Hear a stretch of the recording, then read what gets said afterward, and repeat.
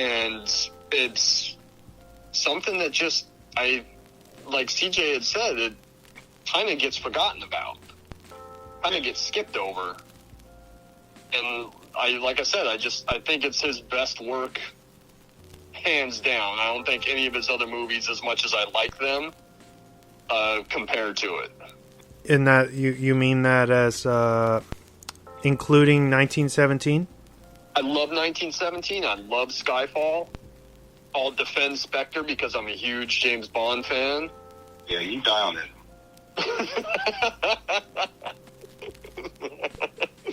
But Road to Perdition is by far his best work. And I wish that more people had seen it. It made money, but not as much as it should have. I think that they probably, if they had released it around the holidays, like they were planning back in 2001, if they had pushed it to Christmas of 2002, I think it probably would have gotten more recognition. I think the reason they pushed it, they had it open up in the summer, was because DreamWorks was probably pushing Catch Me If You Can as the big Christmas movie and probably their awards contender that year. But I think that Road to Perdition, if it had come out in the fall, would have gotten a lot more recognition. It was up against some weird movies that summer, too. That's, 2002? So that's Spider-Man, that's Attack of the Clones. Yeah. That's Men in Black 2. Yes. I think Halloween Resurrection was out. Oh. So I got the list in front of me. So it came out July 12th, and it was up against, the week before was Like Mike, a film that we all remember, Men in Black 2, the Powerpuff Girls movie, Crocodile Hunter, Collision Course. And so the week it came out, it was up against the Crocodile Hunter, the Collision Course, Halloween Resurrection, Reign of Fire, which is some reason a cult movie now, and then Road to Perdition. And then the week after that was Eight-Legged Freaks, K-19, The Widowmaker, was by my favorite, the filmmaker, Catherine Bigelow, and Stuart Little 2. So not exactly a great weekend at the box office. So I first saw this movie, I think I saw this movie, I want to say when I was starting college. I would do this thing where I would research directors that I like, just write down films of theirs that I hadn't seen. And I self-admittedly was a huge American Beauty fan. If you had asked me in college what my top 10 favorite films were, I would have probably, in some way or form, a list would have that movie on it. I have since soured on the movie for a number of reasons, namely because that film is not aged well. So I watched this movie on Netflix the first time. This was back when you didn't have competing streaming services and everything was on Netflix. So I watched it on Netflix and was pretty blown away by the cinematography, feeling kind of cold by the story, and then watching it subsequently, I have grown to like it more. And I kind of have to agree with what Chris says. I think it might be his best movie. I think it might be Sam Mendes' best movie. I'm not a big Sam Mendes guy. I like this and Skyfall, and I was just watching a film of his romantic comedy that he did, Away We Go. Yeah. I had watched that like right after Road to Perdition, and it felt like a little bit sunshine to me, in that it's a mainstream studio film that's trying to pretend that it's indie, you know. And I just kind of felt lukewarm to it. But Road to Perdition is a film that I really like. I really think Tom Hanks is really good in this. Mm-hmm. It's a role that he hasn't played since.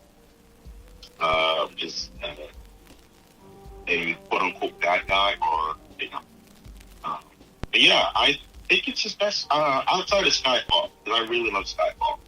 I think it might be his best movie. Yeah, that's my top three would probably be this, Road to Perdition, Skyfall in 1917. So let me ask you this: so are you guys big Sam Mendes fans, or are you not really? Not really. It's just, he's made some really solid flicks. Right. But it was Road to Perdition, which was, obviously being his second movie, because he was like this guy that had such success out of the gate. Right. Such a huge directorial debut. And I think that because he had such that phenomenal debut, I just think that Road to Perdition gets lost in the shuffle. Well, it's a sophomore slump. You see that a lot with these directors, especially if they have a big, huge debut. Their second film tends to go not mentioned. I mean, a big case, a more recent case, I think, is a Jordan Peele. Get Out is a great debut, and Us isn't necessarily a sophomore slump, but I feel like it's a lot mixed. It's more mixed with a lot of it doesn't get the recognition, people, right? And this another filmmaker is Shyamalan. Now, A Sixth Sense, and that's not his debut. But it is the film that made him big, and then you get to his second film, which I think is a superior film, Unbreakable. But it kind of falls by the wayside. It's not what people had expected from it. And you see that a lot. Yeah, with John Singleton, his first film is Boys in the Hood, and then I think his second film is Higher Learning, That's Poetic Justice. Yeah, it's Poetic Justice, and everybody goes, I don't know if this is what we expected from you. So yeah, I see that a lot. The only person that was able to kind of dodge that is, I think, Fincher, Tarantino, and Christopher Nolan. All their second films are the films that sort of are their mission statements. Mm-hmm. But yeah, this is a forgotten film, which is it's a shame. Yeah, it's a shame because this is kind of I'm obsessed with films that just wouldn't get made today, or if they would, it'd be a TV show. Mm-hmm. I don't know if you would even make this a TV show. I don't know if it would be. I don't know if you pitch this film today. I don't know if it gets made because it's very quiet. It's very slow. It's very somber. Performances aren't showy, Mm-hmm. It's very meditative, and its themes are prominent, but it doesn't sort of beat you, over the head with its themes. Yeah, it's an interesting movie. What about you, Wesley?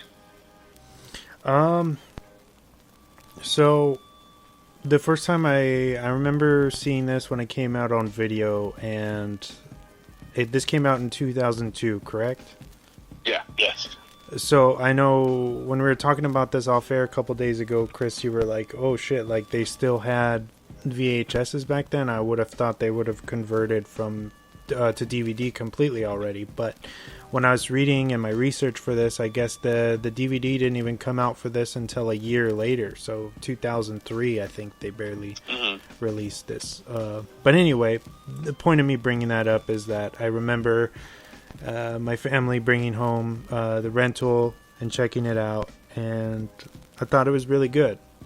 But this is one that I haven't really, I own it, but I haven't seen it too many times, so it was kind of like I had forgotten how incredibly solid it is.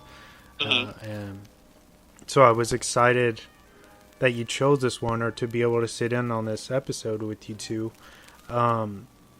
As I said in my write-up, I think seeing Tom Hanks like cast against type is incredible. He does such a good job, and like CJ was saying, him and nobody, like, they play down their roles so well, but everything, it just works. And it like, even the touches, the noir touches are brilliant. The cinematography,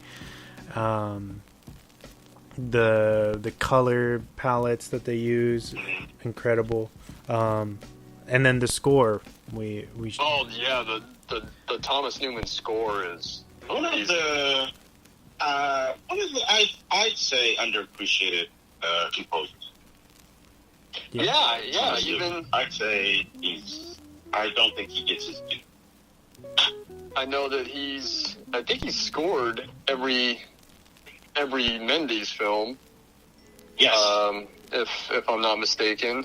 I think he did. And then he didn't score, that was Giacchino, I think, right? I thought he scored one Pixar movie, but I can't be too sure.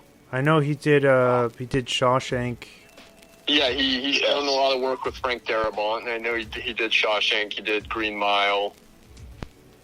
Yeah, he's just one of the great, he scored Wall-E and Finding Nemo. There you go. Okay. Wall-E, yeah, Wall-E's one of my favorites. Yeah, so, I mean, he's got a good track record. He stepped in to pinch hit for John Williams on Bridge of Spies, because Williams, I think, was wrapped up in Force Awakens. Right. So one of the few times that Spielberg hasn't used John Williams, he used Thomas Newman. Yeah. Thomas Newman is really good. And I think that this score is incredible. It's not overly bombastic. It's very quiet, like the movie. Right. But very stirring at the same time. Yeah, I agree. So I didn't know this, but the cinematographer is the same guy who shot Butch Cassidy and the Sundance Kid. Yep. Which is a 68? 69. 69? So this is the guy who's been working at least since 69. He's passed away now, right? I think. Yeah. This was the last movie he made. Yeah. And it got him his Oscar. I think his first and only Oscar, I think. No, he actually won for American Beauty, I think. Oh, did he? Okay. Yeah, let me look at my notes. Yeah, he won for Butch Cassidy and the Sundance Kid and American Beauty. Okay, so he got 3 Oscars. Okay, well, that's good for him. Yeah, he's one of the great cinematographers. I think Mendes is a director that relies a lot on his cinematographers. And I think that since Conrad Hall was his guy on the first 2 films and passed away, I think now he uses Roger Deakins. Yes.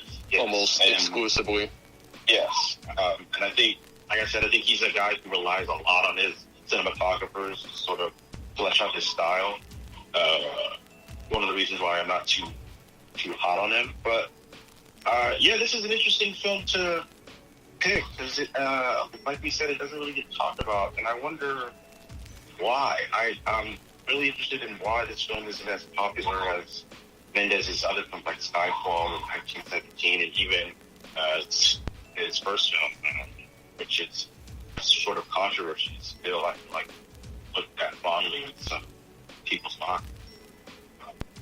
This is, it's his best movie, right? Like, I would say so. This is his most mature movie. His craft is at its peak, I think. Is there something about this film that you just really love, Chris? That gets at you each time that you watch it? Just like you were saying, like the quiet and the meditative nature of it.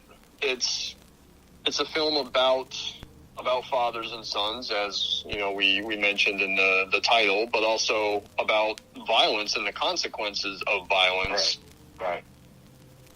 And what's